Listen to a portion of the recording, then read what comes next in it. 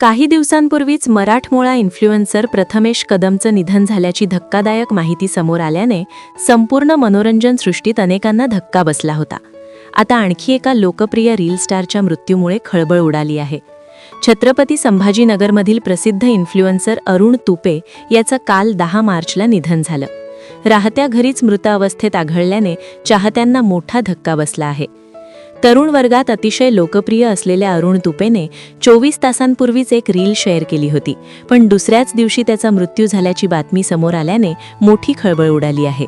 त्याच्या मृत्यूचं कारण शवविच्छेदन अहवालातून समोर आलं आहे. छत्रपती संभाजीनगरच्या बालाजीनगरमध्ये राहणारा प्रसिद्ध social media influencer Arun Tupe याचे मंगळवारी निधन झालं.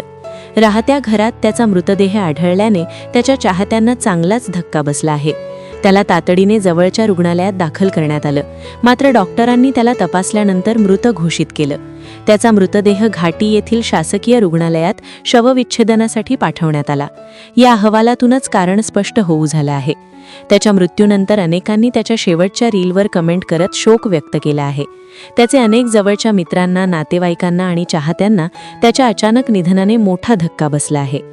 छत्रपती संभाजीनगरसह संपूर्ण महाराष्ट्रातील तरुण पिढीमध्ये लोकप्रिय असणारा हा रील स्टार अरुण तुपे त्याचा इंस्टाग्रामवर अनेक रील्स पोस्ट करायचा.